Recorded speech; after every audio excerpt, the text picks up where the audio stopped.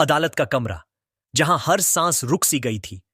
हवा में तनाव इतना घना था कि उसे किसी तेज धार वाले हथियार से काटा जा सकता था।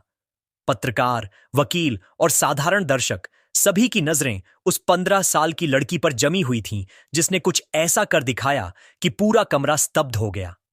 मैं अपनी मां की वकील हूं, उसने कहा। उसकी आवाज में ऐसी मजबूती थी जो उसकी उम्र से कहीं ज्यादा समझदार लगती थी। उसका नाम था अनन्या। लेकिन क्या एक बच्ची भारत के सबसे प्रभावशाली कारोबारी विक्रम मेहता से टकरा सकती थी? यह कहानी एक 15 साल पुराने रहस्य की है। एक मां की जिसने अपनी बेटी को बचाने के लिए सब कुछ त्याग दिया। एक पिता की जिसने अपनी संतान को सिर्फ इसलिए नकार दिया क्योंकि वह उसकी महत्वाकांक्षाओं की राह में बाधा थी। और सबसे बड़ा रहस्य, वह लड़की आखिर थी कौन? अदालत का कमरा लोगों से ठसाठस भरा था। मुंबई की उमस भरी गर्मी के बावजूद कमरे में एयर कंडीशनर की ठंडी हवा बह रही थी, लेकिन तनाव की गर्माहट हर किसी को व्याकुल कर रही थी। पत्रकार अपनी डायरी लेकर कोनों में धक्का मुक्की कर रहे थे। कैमरों की चमकदार लाइटें चमक रही थीं, और इस अफरा तफरी के बीच एक पतली सी लड़की अपनी स्कूल की फीकी हरी यूनिफॉर्म में अपनी जूड़ी को संवार रही थी। अनन्या की आंखों में एक विचित्र सा संकल्प था जो उसकी उम्र से कहीं अधिक गहरा प्रतीत होता था। न्यायाधीश, जिनका नाम जज राघवन था, ने अपना गला खंखारते हुए पूछा, आरोपी की वकील कहां है? उनकी आवाज में बेचैनी साफ झलक रही थी। कमरे में सन्नाटा छा गया। एक कोने में बैठी महिला, जिसकी आंखें पूरी रात रोने से लाल हो चुकी थीं, कुछ बोलने ही वाली थी। वह थी माया, अनन्या की मां। लेकिन उससे पहले अनन्या अपनी सीट से उठ खड़ी हुई। उसके पैर थोड़े कांप रहे थे, लेकिन उसकी आवाज में कोई झिझक नहीं थी। मैं हूं, माननीय न्यायाधीश, उसने कहा। उसके शब्दों ने पूरे कमरे को मौन में डुबो दिया। फुसफुसाहटों का सैलाब उमड़ पड़ा। क्या यह लड़की वकील? यह तो कोई तमाशा है। लोग एक दूसरे से सवाल कर रहे थे। सबसे बड़ा प्रश्न था, यह लड़की कौन है? वह वकील कैसे बन सकती है? और माया इतनी निराश क्यों लग रही थी? जज राघवन, जो अपनी सख्ती के लिए प्रसिद्ध थे, दुविधा में पड़ गए। वे आगे की ओर झुके, उनकी भौहें छड़ी हुई थीं। बेटी, यह कोई खेल का मैदान नहीं है। क्या तुम्हें एहसास है कि तुम क्या कर रही हो? लेकिन अनन्या पीछे नहीं हटी। उसने सिर ऊंचा रखा और बोली, मुझे अच्छी तरह पता है, और मैं अपनी मां का घर किसी को नहीं सौंपूंगी। उसके शब्दों का असर तत्काल हुआ, जैसे किसी ने भावनाओं का एक विस्फोटक बम फोड़ दिया हो। अदालत में मौजूद हर व्यक्ति ने महसूस किया कि यह कोई मामूली केस नहीं था। जज ने परिस्थिति को समझने के लिए सुनवाई को 15 मिनट के लिए टाल दिया। गलियारों में वकील हंसते हुए इसे एक हास्यपूर्ण नाटक बता रहे थे। एक वकील ने तो यहां तक कह दिया, अब इस देश में बच्चे भी कानून की किताबें पढ़ाकर हमें सिखाएंगे। उनकी हंसी में एक कटुता थी, जैसे वे अनन्या के दर्द का उपहास कर रहे हों। लेकिन सबकी नजरों से छिपकर अनन्या ने अपने हाथों में लाया एक पुराना फाइल खोला और एक कागज निकाला, जिसे देखते ही माया का चेहरा पीला पड़ गया। मां, इस दस्तावेज पर उनका नाम क्यों लिखा है? अनन्या ने थरथराती आवाज में पूछा। उसकी आंखों में आंसू उमड़ आए थे। उसकी उंगलियां उस नाम पर रुक गई थीं, विक्रम मेहता, भारत के सबसे प्रभावी कारोबारियों में से एक, जिसका नाम समाचार पत्रों के पहले पृष्ठ पर छाया रहता था, जिसकी तस्वीरें मुंबई के सबसे बड़े होर्डिंग्स पर जगमगाती थीं। माया ने दस्तावेज को अपनी बेटी के हाथों से छीनने की कोशिश की, लेकिन अनन्या की पकड़ मजबूत थी। अनन्या, इसे मत पढ़ना, कृपया, माया ने गिड़गिड़ाते हुए कहा। लेकिन अनन्या की नजरें उस नाम पर अटकी हुई थीं, जो किसी अनजाने रहस्य की कुंजी लग रही थीं। अचानक गलियारे के दूसरे छोर से एक वकील, जिसने काला महंगा सूट पहना था, उनकी ओर आया। उसके चेहरे पर व्यंग्यात्मक मुस्कान थी। तैयार हो सब कुछ गंवाने के लिए, उसने धीरे से कहा, लेकिन उसके शब्दों में धमकी स्पष्ट थी। अनन्या ने अपनी मां की ओर देखा, जिनकी आंखों में अब सिर्फ पराजय का भाव था। कागज पर लिखा नाम माया की आंखों में आग की तरह सुलग रहा था। माया ने दस्तावेज को छिपाने की कोशिश की, लेकिन बहुत देर हो चुकी थी। अनन्या की आंखों में एक विचित्र सी चमक थी। वह कुछ बोलने वाली थी, लेकिन रुक गई, जैसे किसी ने उसकी जीभ पर ताला जड़ दिया हो। ये आदमी आपका पति क्यों दर्ज है? अनन्या ने धीमी आवाज में पूछा। उसकी आवाज में उलझन थी।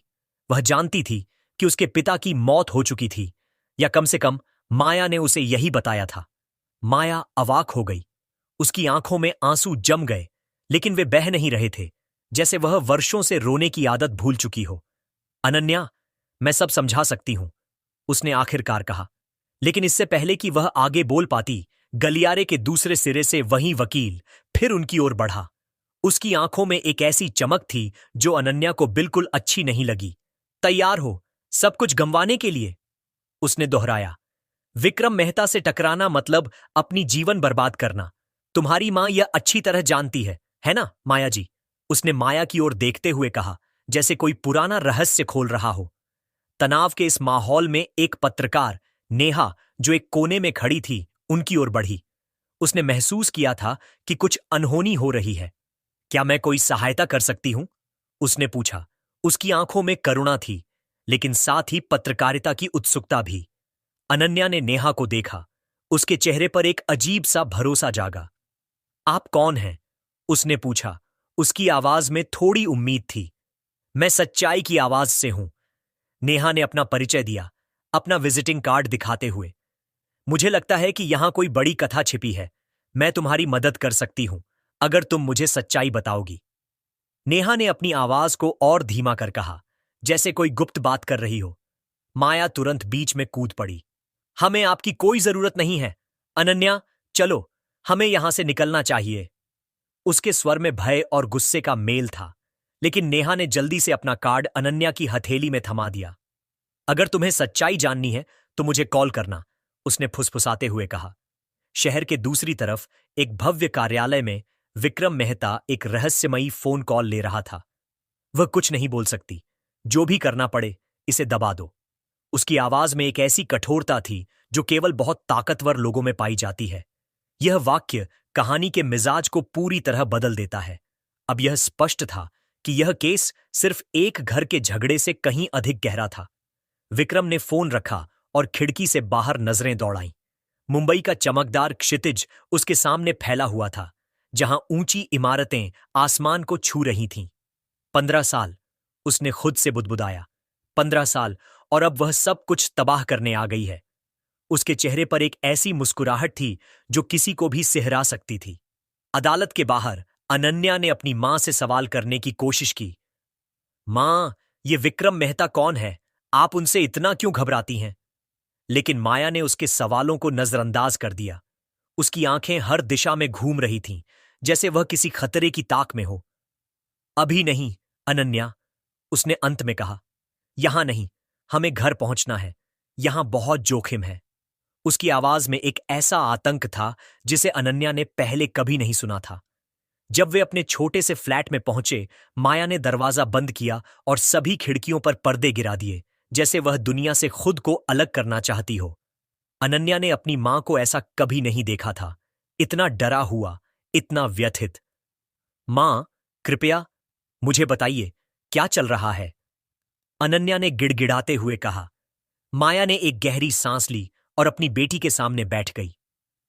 अनन्या, कुछ सच्चाइयां ऐसी होती हैं जो जानना खतरनाक साबित होता है, उसने धीरे से कहा। लेकिन शायद अब समय आ गया है कि तुम्हें कुछ मालूम हो। लेकिन इससे पहले कि वह आगे बोल पाती, उनके घर के बाहर एक कार के रुकने की आवाज आई। माया का चेहरा फिर से सफेद हो गया। उसने जल्दी से अनन्या को उसके कमरे में जाने को कहा। जाओ अनन्या, जल्दी, अपने कमरे में छिप जाओ। अनन्या ने विरोध करने की कोशिश की, लेकिन माया की आंखों में ऐसा आतंक था कि वह चुपचाप अपने कमरे में चली गई। उसने दरवाजे की दरार से बाहर झांका। 2 आदमी उनके घर में घुसे। एक था वही वकील जिसने गलियारे में धमकी दी थी, और दूसरा एक लंबा, मजबूत शरीर वाला व्यक्ति जिसके चेहरे पर एक पुराना घाव का निशान था। वह था राजेश खान, विक्रम का सुरक्षा प्रमुख। माया, तुम्हें समझना चाहिए कि तुम गलत लोगों से उलझ रही हो, वकील ने कहा। यह आखिरी चेतावनी है। मुकदमा वापस लो, वरना क्या? माया ने हिम्मत बटोरकर पूछा, हालांकि उसकी आवाज कंपा रही थी। राजेश ने एक कदम आगे बढ़ाया। उसकी आंखों में एक ठंडी निर्दयता थी। वरना तुम्हारी बेटी को हम तलाश लेंगे और फिर जो होगा वह तुम्हें बिल्कुल पसंद नहीं आएगा। अनन्या का दिल तेजी से धड़क रहा था। उसने अपनी जेब में नेहा का कार्ड टटोला। उसे एक निर्णय लेना था। क्या वह इस पत्रकार पर विश्वास करे? क्या वह विक्रम और अपनी मां के बीच के रहस्य को जानने के लिए तैयार थी? उसने चुपके से अपने फोन से नेहा का नंबर डायल किया। नेहा जी, उसने फुसफुसाते हुए कहा, मुझे आपकी सहायता चाहिए। विक्रम मेहता मेरी मां को डरा रहा है। मुझे नहीं पता कि क्या करूं। नेहा की आवाज में गंभीरता थी। अनन्या, तुम अभी कहां हो?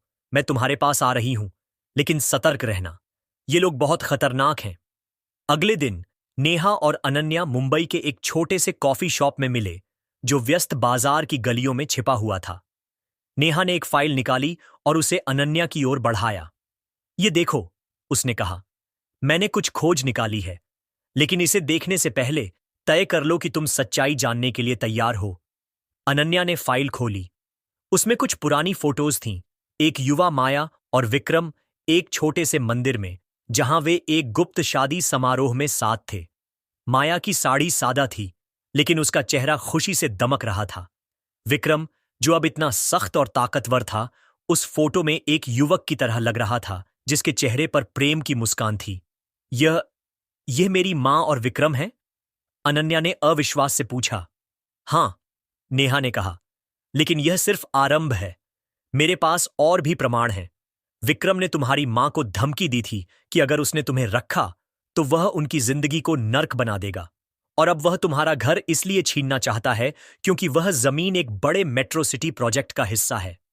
अनन्या का सिर चकरा रहा था। लेकिन यह जमीन इतनी खास क्यों है? नेहा ने एक गहरी सांस ली। क्योंकि उस जमीन के नीचे एक प्राचीन रहस्य दबा हुआ है, कुछ ऐसा जिसे विक्रम और उसके साथी राजनीतिज्ञ छिपाना चाहते हैं। मुझे अभी पूरी डिटेल नहीं है, लेकिन मैंने सुना है कि वहां कुछ गैर कानूनी क्रियाएं हुई थीं, शायद एक बड़ा स्कैंडल। अनन्या ने अपनी जेब में वह यूएसबी ड्राइव टटोली जो नेहा ने उसे दी थी। इसमें क्या है? उसने पूछा। वह यूएसबी ड्राइव एक बैकअप है, नेहा ने कहा। इसमें विक्रम और तुम्हारी मां का एक पुराना वीडियो है, कुछ ईमेल और कुछ दस्तावेज जो साबित करते हैं कि वह तुम्हारा पिता है। लेकिन इससे बड़ा, इसमें कुछ ऐसे प्रमाण हैं जो विक्रम के भ्रष्टाचार को बेनकाब कर सकते हैं। उसी रात जब अनन्या और माया अपने घर में थीं, दरवाजे पर फिर दस्तक हुई। इस बार वह राजेश खान था, अकेला। उसने दरवाजा खटखटाया और बिना अनुमति के अंदर घुस आया। माया, तुम्हें लगता है कि तुम मुझसे खेल सकती हो? उसने कहा। उसकी आवाज में एक खतरनाक शांति थी। मुझे वह यूएसबी ड्राइव चाहिए, अभी। अनन्या ने अपनी मां के आगे कदम रखा। आप मेरी मां को डरा नहीं सकते।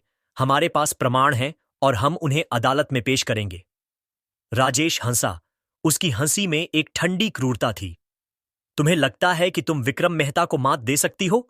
वह एक ऐसा जाल बुन चुका है जिसमें तुम पहले ही फंस चुकी हो।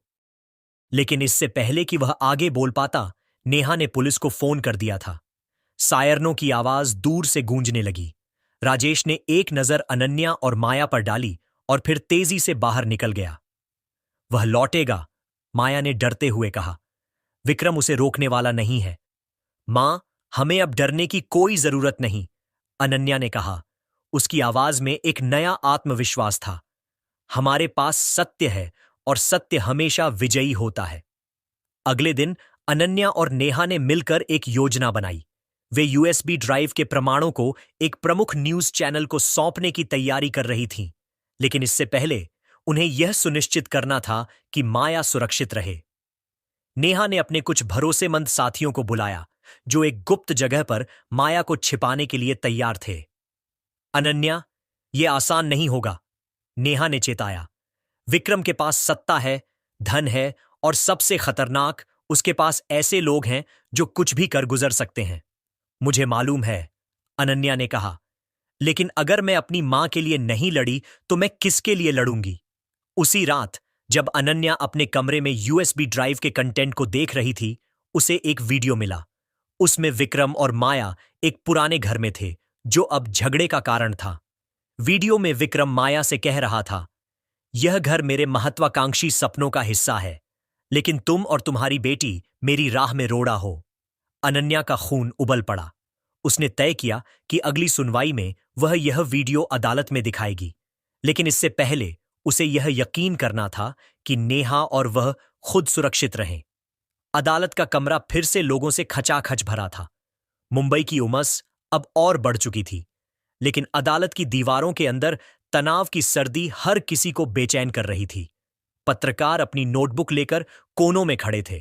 कैमरों की चमकदार लाइटें चमक रही थीं और हर नजर उस 15 साल की लड़की अनन्या पर टिकी थी, जो अपनी मां माया की रक्षा के लिए एक बार फिर जज राघवन के सामने खड़ी थी। उसकी हरी स्कूल यूनिफॉर्म अब थोड़ी मैली हो चुकी थी, लेकिन उसकी आंखों में वही मजबूत संकल्प चमक रहा था जो पहली सुनवाई में नजर आया था। जज राघवन ने अपना गला साफ किया।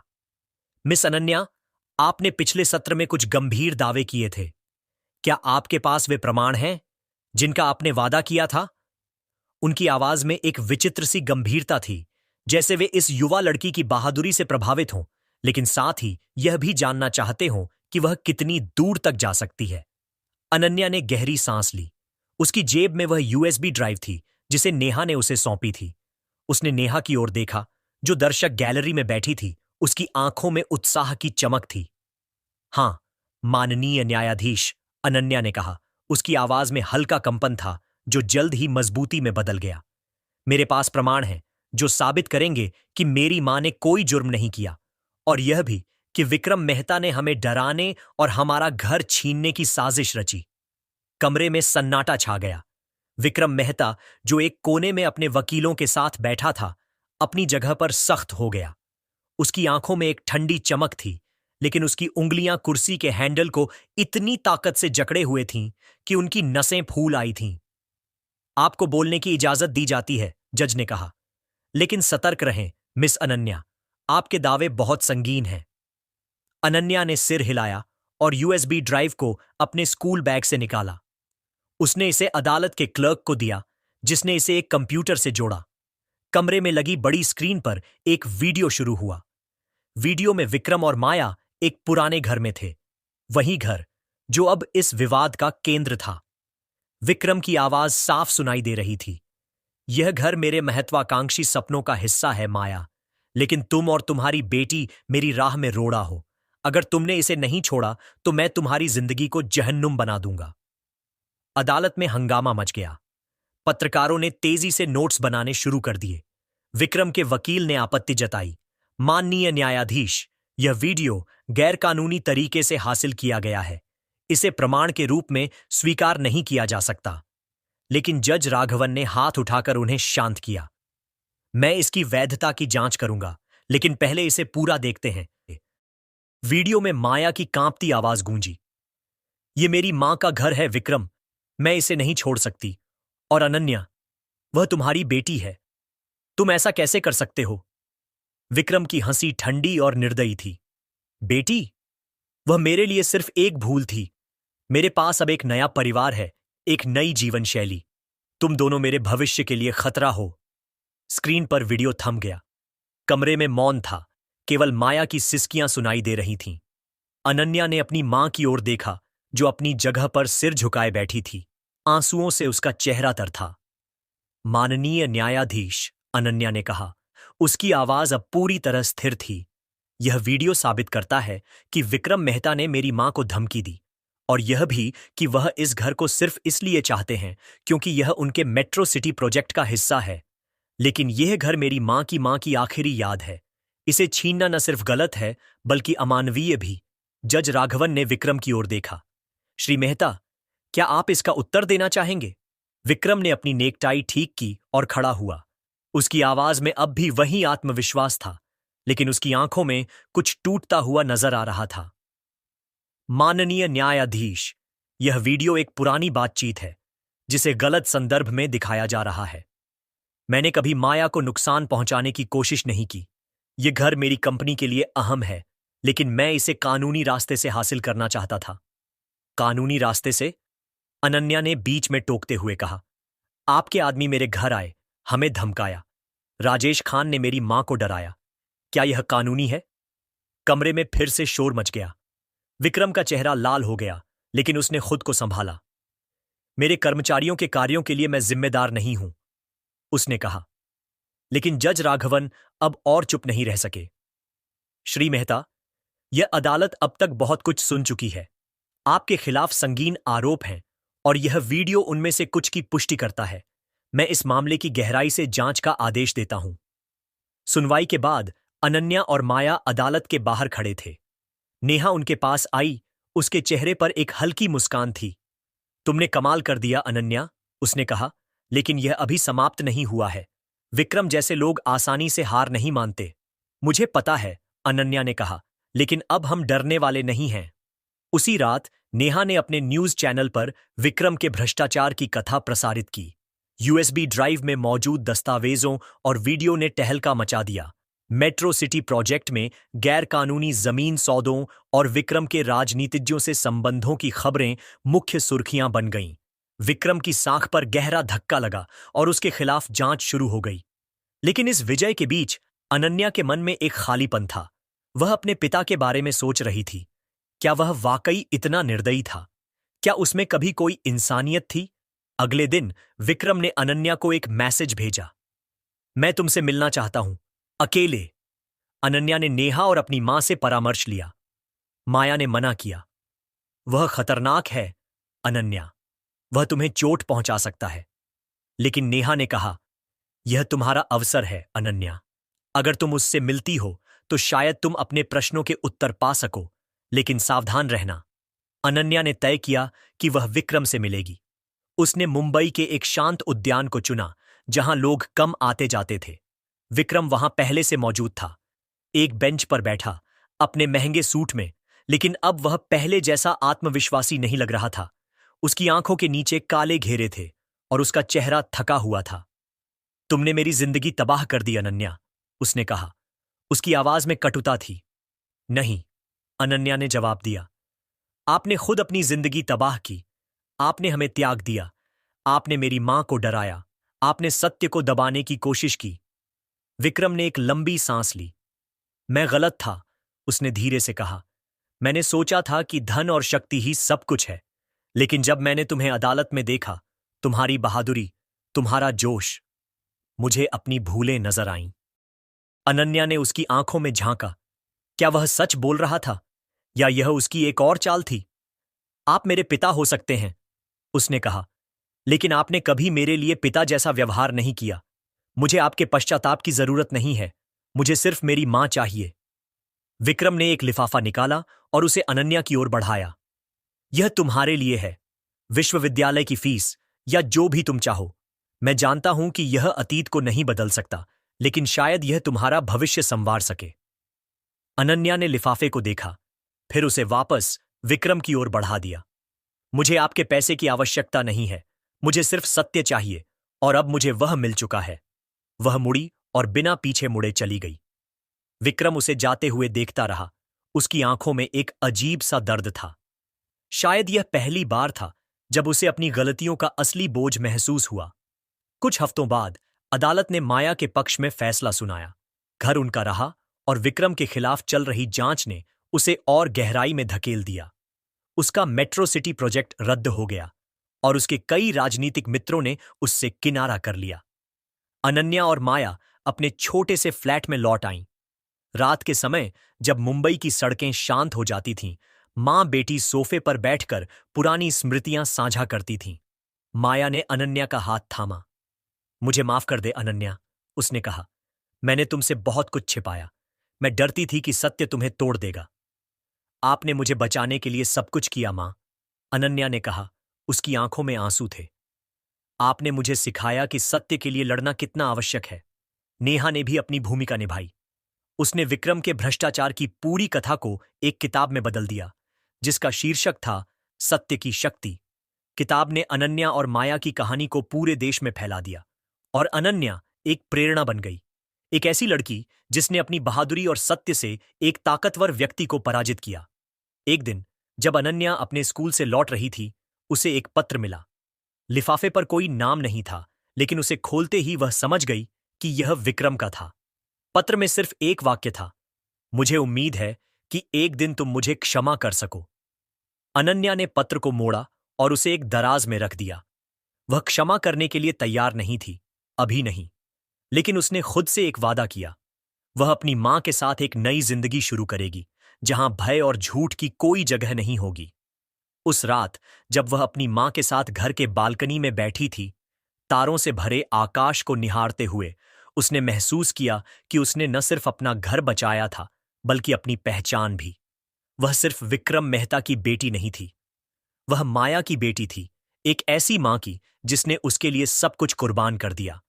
और सबसे महत्वपूर्ण, वह अनन्या थी, एक ऐसी लड़की जिसने सत्य की ताकत को जाना और उसका उपयोग किया। लेकिन कहानी अभी खत्म नहीं हुई थी। कुछ दिनों बाद नेहा को एक अनजान स्रोत से एक नया संदेश मिला, जिसमें विक्रम के और भी गहरे राजों का जिक्र था। नेहा ने अनन्या को फोन किया और कहा, अनन्या, यह अभी खत्म नहीं हुआ है, हमें और खोदना पड़ेगा। क्या तुम तैयार हो? अनन्या ने एक पल सोचा, फिर बोली, हां नेहा जी, अगर सत्य की खोज में और गहराई है तो मैं उसके लिए तैयार हूं। दोनों ने मिलकर नई योजना बनानी शुरू की, क्योंकि विक्रम के जाल में अभी और भी बहुत कुछ छिपा हुआ था। माया भी अब धीरे धीरे मजबूत हो रही थी और वह अपनी बेटी के साथ कंधे से कंधा मिलाकर खड़ी होने को तैयार थी। मुंबई की रातें अब और रहस्यमयी लगने लगी थीं, जहां हर छाया में एक नया खतरा छिपा हो सकता था। अनन्या ने अपनी डायरी में लिखा, यह लड़ाई अभी जारी है और मैं रुकने वाली नहीं हूं। अगले दिन नेहा ने एक नई लीड पकड़ी, एक पुराना गवाह जो विक्रम के अतीत से जुड़ा था। वह गवाह मुंबई के पुराने इलाके में रहता था और उसकी कहानी सुनकर अनन्या का दिल और तेज धड़कने लगा। क्या यह गवाह उनके केस को और मजबूत करेगा, या यह एक नया जाल था? अनन्या और नेहा ने मिलकर उससे मिलने का फैसला किया, लेकिन उन्हें सतर्क रहना था, क्योंकि विक्रम के जासूस हर जगह फैले हुए थे। जैसे जैसे वे गहराई में उतरते गए, कहानी और जटिल होती जा रही थी और अनन्या को एहसास हो रहा था कि उसका सफर अभी बहुत लंबा है। अनन्या की डायरी में लिखा आखिरी वाक्य, यह लड़ाई अभी जारी है और मैं रुकने वाली नहीं हूं, उसके दृढ़ संकल्प का प्रतीक बन चुका था। मुंबई की रातें अब पहले से कहीं अधिक रहस्यमयी और तनावपूर्ण लग रही थीं। हर गली, हर छाया में एक अनजाना खतरा छिपा हुआ महसूस होता था। नेहा की नई लीड, विक्रम मेहता के अतीत से जुड़ा एक पुराना गवाह, अनन्या के लिए एक नई उम्मीद की किरण थी, लेकिन साथ ही यह एक जोखिम भरा रास्ता भी था। विक्रम का जाल इतना गहरा और व्यापक था कि एक गलत कदम उनकी सारी मेहनत को बर्बाद कर सकता था। अगली सुबह अनन्या और नेहा ने मुंबई के पुराने इलाके धारावी की तंग गलियों में उस गवाह से मिलने की योजना बनाई। नेहा ने बताया कि गवाह का नाम श्यामलाल था, एक रिटायर्ड क्लर्क जो कभी विक्रम मेहता की कंपनी में काम करता था। श्यामलाल ने वर्षों पहले कुछ ऐसा देखा था जो विक्रम के मेट्रो सिटी प्रोजेक्ट से जुड़ा था, एक ऐसा रहस्य जिसे दबाने के लिए विक्रम ने हर संभव कोशिश की थी। नेहा ने चेतावनी दी, अनन्या, हमें बहुत सावधान रहना होगा। विक्रम के लोग हर जगह हो सकते हैं। श्यामलाल को ढूंढने से पहले हमें यह सुनिश्चित करना होगा कि कोई हमारा पीछा न कर रहा हो। अनन्या ने सिर हिलाया। उसकी आंखों में वही जुनून था जो अदालत में दिखा था। मैं तैयार हूं नेहा जी, लेकिन क्या हमें मां को बताना चाहिए? नेहा ने एक पल सोचा, फिर बोली, अभी नहीं। माया पहले ही बहुत डरी हुई है। अगर ये लीड सही निकली तो हम उन्हें बाद में सब बता देंगे। अनन्या ने सहमति जताई, लेकिन उसके मन में एक हल्का सा अपराध बोध था। वह अपनी मां से कुछ भी छिपाना नहीं चाहती थी, लेकिन वह यह भी जानती थी कि माया की सुरक्षा सबसे जरूरी थी। दोनों ने धारावी की ओर रुख किया। धारावी की गलियां भूल भुलैया की तरह थीं, तंग, घुमावदार और लोगों से भरी हुई। हवा में मसालों, पसीने और कचरे की मिली-जुली गंध थी।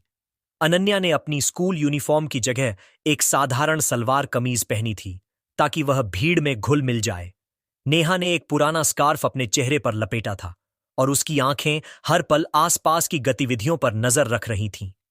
यहां हर कोई किसी न किसी का जासूस हो सकता है, नेहा ने धीरे से कहा, अपनी आंखें खुली रखना। कई गलियों और मोड़ों के बाद वे एक छोटे से टिन के शेड जैसे घर के सामने पहुंचे। दरवाजा जर्जर था और खिड़की पर एक फटा हुआ पर्दा लटक रहा था। नेहा ने हल्के से दरवाजा खटखटाया। अंदर से एक खांसी की आवाज आई और फिर एक बूढ़ा व्यक्ति बाहर निकला। उसका चेहरा झुर्रियों से भरा था और उसकी आंखें थकी हुई लग रही थीं, लेकिन उनमें एक अजीब सी चमक थी। आप लोग कौन हैं? श्यामलाल ने संदिग्ध नजरों से पूछा। मैं नेहा हूं, सच्चाई की आवाज से नेहा ने अपना परिचय दिया। और यह अनन्या है। हम विक्रम मेहता के बारे में कुछ जानना चाहते हैं। श्यामलाल का चेहरा तुरंत सख्त हो गया। उसने इधर उधर देखा, जैसे यह सुनिश्चित करना चाहता हो कि कोई और तो नहीं सुन रहा। फिर उसने उन्हें अंदर आने का इशारा किया। घर के अंदर का माहौल और भी भारी था। एक छोटी सी मेज पर कुछ पुराने कागजात बिखरे हुए थे और दीवार पर एक फीकी तस्वीर टंगी थी, जिसमें श्यामलाल अपनी जवानी में किसी के साथ हंसते हुए दिख रहा था। अनन्या की नजर उस तस्वीर पर ठहर गई। ये आप और कौन हैं? उसने उत्सुकता से पूछा। श्यामलाल ने एक गहरी सांस ली। वह मेरा दोस्त था, रमेश। वह भी विक्रम की कंपनी में काम करता था, लेकिन वह अब इस दुनिया में नहीं है। नेहा ने अनन्या को चुप रहने का इशारा किया और श्यामलाल से पूछा, आपके पास विक्रम के मेट्रो सिटी प्रोजेक्ट से जुड़े क्या सबूत हैं? हमें बताया गया कि आपने कुछ ऐसा देखा था जो बहुत बड़ा खुलासा हो सकता है। श्यामलाल ने एक पल के लिए अपनी आंखें बंद कीं, जैसे वह पुरानी यादों में खो गया हो।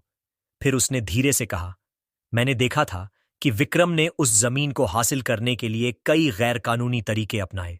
उसने स्थानीय लोगों को धमकाया, अधिकारियों को रिश्वत दी और एक हादसे को छिपाया। हादसा? अनन्या की आवाज में आश्चर्य और डर मिश्रित था। श्यामलाल ने सिर झुकाया। हां, उस जमीन पर एक पुरानी फैक्ट्री थी जो विक्रम ने खरीदी थी। एक रात वहां आग लग गई थी। आधिकारिक तौर पर इसे दुर्घटना बताया गया, लेकिन मुझे पता है कि वह आग जानबूझकर लगाई गई थी। उसमें कई मजदूर मारे गए थे और विक्रम ने सबूत मिटाने के लिए सब कुछ किया। मेरा दोस्त रमेश उस रात वहां था। उसने मुझे बताया था कि उसने कुछ कागजात देखे थे जो उस आग के पीछे की सच्चाई बता रहे थे। लेकिन अगले दिन रमेश का एक्सीडेंट हो गया। नेहा की आंखें सिकुड़ गईं। आपके पास वे कागजात हैं? श्यामलाल ने सिर हिलाया। नहीं, मैंने उन्हें कभी नहीं देखा। रमेश के पास थे और उसके बाद वे गायब हो गए। लेकिन मुझे यकीन है कि विक्रम के पास वे अभी भी होंगे। वह इतना चालाक है कि वह अपने अपराधों के सबूत नष्ट नहीं करता। वह उन्हें अपने पास रखता है ताकि जरूरत पड़ने पर दूसरों को ब्लैकमेल कर सके। अनन्या का दिल जोर जोर से धड़क रहा था। यह जानकारी न सिर्फ उनके केस को मजबूत कर सकती थी, बल्कि विक्रम को पूरी तरह बेनकाब भी कर सकती थी। लेकिन खतरा भी उतना ही बड़ा था। हमें उन कागजात को ढूंढना होगा, अनन्या ने दृढ़ता से कहा। नेहा ने उसकी ओर देखा और मुस्कुराई। तुम सचमुच अपनी मां की बेटी हो अनन्या, लेकिन यह आसान नहीं होगा।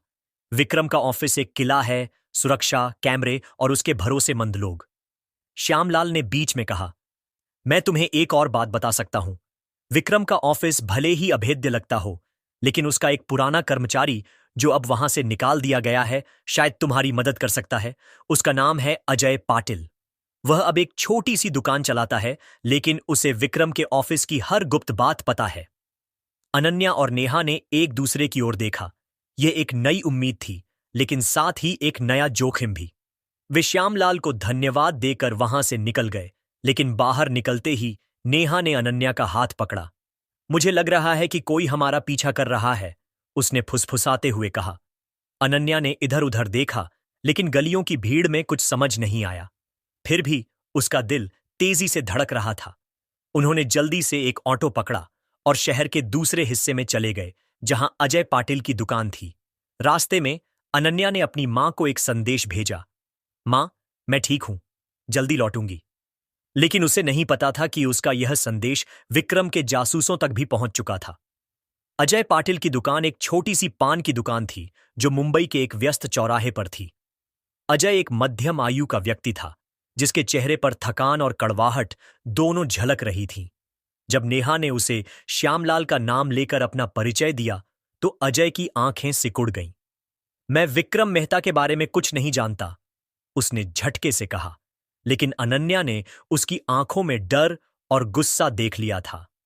अजय जी, हम जानते हैं कि आपने विक्रम के लिए काम किया था, अनन्या ने धीरे से कहा। हम सिर्फ सच जानना चाहते हैं। मेरी मां का घर दांव पर है, मेरी जिंदगी दांव पर है। अजय ने एक लंबी सांस ली और अपनी दुकान का शटर आधा नीचे कर लिया।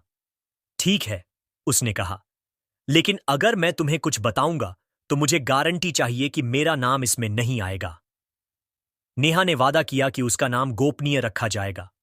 अजय ने तब बताया कि विक्रम का ऑफिस एक गुप्त तहखाना रखता है जहां वह अपने सबसे संवेदनशील दस्तावेज रखता है। वह तहखाना उसके ऑफिस की सबसे निचली मंजिल पर है और उसे खोलने की चाबी सिर्फ विक्रम के पास है। लेकिन मैंने सुना है कि वह चाबी हमेशा अपने पास रखता है, एक खास लॉकेट में जो वह कभी नहीं उतारता। अनन्या और नेहा ने एक दूसरे की ओर देखा। यह जानकारी अमूल्य थी, लेकिन इसे हासिल करना लगभग असंभव था। विक्रम के ऑफिस में घुसना, वह भी बिना पकड़े गए, एक खतरनाक मिशन था। लेकिन अनन्या के दिमाग में एक योजना बन रही थी। अगर हम उस लॉकेट को हासिल कर सकें, उसने कहा, तो हम उन कागजात तक पहुंच सकते हैं। नेहा ने उसकी ओर हैरानी से देखा। तुम पागल हो अनन्या, यह आत्महत्या करने जैसा है। लेकिन अनन्या की आंखों में एक चमक थी। मुझे अपनी मां के लिए यह करना होगा, और उन सभी के लिए जिन्हें विक्रम ने चोट पहुंचाई है। उसी रात अनन्या ने अपनी डायरी में लिखा, सच की राह आसान नहीं होती, लेकिन मैंने सीख लिया है कि डर सिर्फ एक छाया है और छाया को हराने के लिए बस एक छोटी सी रोशनी चाहिए। लेकिन जैसे ही उसने अपनी डायरी बंद की, उसके फोन पर एक अनजान नंबर से मैसेज आया। तुम बहुत दूर चली गई हो अनन्या, अब रुक जाओ वरना अंजाम बुरा होगा। अनन्या का दिल जोर से धड़का। उसने तुरंत नेहा को फोन किया। नेहा जी, हमें जल्दी करना होगा, वे जानते हैं कि हम उनके पीछे हैं। नेहा की आवाज में गंभीरता थी। ठीक है अनन्या, कल हम एक नई योजना बनाएंगे, लेकिन आज रात अपनी और माया की सुरक्षा सुनिश्चित करो। अनन्या ने अपनी मां के कमरे की ओर देखा, जहां माया सो रही थी। उसने मन ही मन वादा किया कि वह अपनी मां को कोई नुकसान नहीं होने देगी। लेकिन उसे यह भी पता था कि विक्रम का अगला कदम और भी खतरनाक होगा। अगली सुबह नेहा और अनन्या ने एक बार फिर मुलाकात की। इस बार उनके साथ एक नया साथी था, एक हैकर जिसका नाम रोहन था। रोहन नेहा का पुराना दोस्त था और साइबर क्राइम में माहिर था। अगर तुम्हें विक्रम के ऑफिस में घुसना है, रोहन ने कहा, तो हमें उनके सिक्योरिटी सिस्टम को हैक करना होगा। मैं उनके कैमरों और अलार्म को कुछ देर के लिए निष्क्रिय कर सकता हूं, लेकिन तुम्हें बहुत कम समय मिलेगा। अनन्या ने सिर हिलाया। कितना समय? रोहन ने कहा, 15 मिनट, ज्यादा से ज्यादा। अनन्या ने गहरी सांस ली। यह काफी है। लेकिन उसके मन में एक सवाल बार बार उठ रहा था। क्या वह सचमुच विक्रम के जाल को तोड़ पाएगी, या यह उसकी आखिरी गलती होगी? जैसे जैसे योजना आगे बढ़ रही थी, मुंबई की गलियां और भी खतरनाक लगने लगी थीं। विक्रम का एक और जासूस, जिसे अनन्या और नेहा ने अभी तक नहीं देखा था, उनकी हर हरकत पर नजर रख रहा था। और इस बार वह अकेला नहीं था। अनन्या का दिल तेजी से धड़क रहा था, लेकिन उसके संकल्प में कोई कमी नहीं आई थी। रोहन की मदद से बनी योजना अब अमल में लाने का समय आ गया था। अगली रात मुंबई की व्यस्त सड़कों पर एक हल्की बारिश हो रही थी, जो शहर की चमक को और भी रहस्यमयी बना रही थी। अनन्या, नेहा और रोहन विक्रम मेहता के आलीशान ऑफिस बिल्डिंग के पास एक पुरानी कार में छिपे हुए थे। बिल्डिंग की ऊंची दीवारें और चमकदार लाइटें इसे एक अभेद्य किले की तरह दिखा रही थीं। रोहन ने अपना लैपटॉप खोला और विक्रम के सिक्योरिटी सिस्टम को हैक करने की कोशिश शुरू की। ठीक है, मैं कैमरों को 15 मिनट के लिए लूप पर डाल रहा हूं, उसने धीरे से कहा। अलार्म भी निष्क्रिय कर दूंगा, लेकिन ज्यादा समय मत लगाना। अनन्या ने नेहा की ओर देखा। मैं अंदर जाऊंगी, आप लोग बाहर इंतजार करो। अगर कुछ गड़बड़ हुई तो पुलिस को कॉल कर देना। नेहा ने विरोध किया। यह बहुत जोखिम भरा है अनन्या, मैं तुम्हारे साथ चलती हूं। लेकिन अनन्या ने मना कर दिया। नहीं नेहा जी, मैं छोटी हूं, आसानी से छिप सकती हूं, और अगर हम दोनों पकड़े गए तो सब खत्म हो जाएगा। रोहन ने सिग्नल दिया कि सिस्टम हैक हो चुका है। अनन्या ने एक गहरी सांस ली और कार से निकलकर बिल्डिंग की साइड एंट्री की ओर बढ़ी। बारिश की बूंदें उसके चेहरे पर गिर रही थीं, लेकिन उसका मन पूरी तरह केंद्रित था। बिल्डिंग के अंदर घुसते ही अनन्या ने महसूस किया कि जगह कितनी ठंडी और खाली थी। रात का समय था, इसलिए ज्यादातर कर्मचारी जा चुके थे, लेकिन कुछ गार्ड अभी भी गश्त पर थे। वह सावधानी से सीढ़ियों से नीचे उतरी, जहां अजय पाटिल ने बताया था कि तहखाना है। उसकी जेब में एक छोटा सा टॉर्च था, जो वह कभी कभी चालू करती थी। दिल की धड़कनें इतनी तेज थीं कि लगता था कोई सुन लेगा। आखिरकार वह तहखाने के दरवाजे पर पहुंची। दरवाजा लॉक था, लेकिन अजय की बताई ट्रिक से एक छिपे हुए लीवर को दबाकर वह खुल गया। अंदर का कमरा अंधेरा था, लेकिन अनन्या ने टॉर्च जलाया। वहां अलमारियां भरी हुई थीं, जिनमें फाइलें और बॉक्स रखे थे। उसने जल्दी से सर्च शुरू की। आग का हादसा, मेट्रो सिटी प्रोजेक्ट, रमेश। वह खुद से बुदबुदाती रही। मिनट बीतते जा रहे थे। 10 मिनट गुजर चुके थे जब उसे एक पुराना फोल्डर मिला जिस पर कॉन्फिडेंशियल फायर इंसिडेंट 2010 लिखा था। उसने इसे खोला। अंदर रिपोर्ट्स थीं जिसमें साफ लिखा था कि आग जानबूझकर लगाई गई थी ताकि जमीन के पुराने मालिकों को हटाया जा सके। सबूत थे, ईमेल, फोटोज और यहां तक कि विक्रम के हस्ताक्षर वाले दस्तावेज। लेकिन सबसे चौंकाने वाली चीज एक लिस्ट थी जिसमें रमेश का नाम था। उसे समस्या के रूप में चिह्नित किया गया था। अनन्या का हाथ कांप रहा था। वह फोल्डर को अपने बैग में डाल ही रही थी कि बाहर से कदमों की आवाज आई। कौन है वहां? एक गार्ड की आवाज गूंजी। अनन्या ने टॉर्च बंद किया और एक अलमारी के पीछे छिप गई। उसका फोन वाइब्रेट हो रहा था। रोहन का मैसेज। समय खत्म हो रहा है, बाहर निकलो। गार्ड अंदर आया। उसने लाइट जलाई। अनन्या की सांसें रुक सी गईं। गार्ड ने इधर उधर देखा, लेकिन कुछ न मिलने पर वह वापस चला गया। अनन्या ने राहत की सांस ली और चुपके से बाहर निकली। लेकिन जैसे ही वह मुख्य दरवाजे की ओर बढ़ी, उसे एक और चुनौती का सामना करना पड़ा। विक्रम खुद बिल्डिंग में प्रवेश कर रहा था, अपने बॉडीगार्ड्स के साथ। कुछ गड़बड़ है, विक्रम ने कहा। सिस्टम में ब्रीच हुआ है। अनन्या ने खुद को एक कॉफी मशीन के पीछे छिपाया। उसका दिल इतनी जोर से धड़क रहा था कि लगता था फट जाएगा। विक्रम अपने ऑफिस की ओर गया, लेकिन अनन्या ने मौका पाकर बाहर की ओर भागी। बारिश अब तेज हो चुकी थी। वह कार तक पहुंची, जहां नेहा और रोहन इंतजार कर रहे थे। मिल गया, उसने हांफते हुए कहा। सबूत मिल गए। अगले दिन नेहा ने उन सबूतों को अपने न्यूज चैनल पर प्रसारित करने की तैयारी की। लेकिन इससे पहले अनन्या ने अपनी मां माया को सब बता दिया। माया की आंखों में आंसू थे, लेकिन गर्व भी था। तुमने बहुत जोखिम लिया अनन्या, लेकिन अब यह खत्म हो जाएगा। नेहा ने पुलिस को भी सूचित किया और विक्रम के खिलाफ एक नई जांच शुरू हो गई। फायर इंसिडेंट के सबूतों ने न सिर्फ मेट्रो सिटी प्रोजेक्ट को रद्द करवाया, बल्कि विक्रम को गिरफ्तार करवाने में भी मदद की। वह अब जेल में था, जहां उसके पुराने अपराधों की लंबी लिस्ट सामने आ रही थी। धीरे धीरे जीवन सामान्य होने लगा। अदालत ने अंतिम फैसला सुनाया। घर माया और अनन्या का रहा और विक्रम को कई वर्षों की सजा मिली। अनन्या स्कूल वापस लौट आई, लेकिन अब वह पहले से कहीं अधिक मजबूत थी। नेहा की किताब सत्य की शक्ति बेस्ट सेलर बन गई और उसमें अनन्या की बहादुरी की पूरी कहानी थी। माया ने अपनी बेटी को गले लगाया। तुमने न सिर्फ हमारा घर बचाया, बल्कि कई लोगों की जिंदगी भी। एक शाम जब अनन्या और माया अपने घर की बालकनी में बैठी थीं, तारों को निहारते हुए अनन्या ने कहा, मां, अब सब ठीक है, कोई डर नहीं। माया ने मुस्कुराकर कहा, हां बेटी, सच्चाई की जीत हुई। और इस तरह अनन्या की कहानी एक प्रेरणा बनकर समाप्त हुई। एक ऐसी कहानी जो बताती है कि हिम्मत और सत्य से कोई भी जंग जीती जा सकती है। लेकिन जीवन की असली कहानियां कभी पूरी तरह खत्म नहीं होती। वे नई शुरुआतों में जारी रहती हैं। अनन्या अब अपने सपनों की ओर बढ़ रही थी, एक बेहतर कल की उम्मीद के साथ।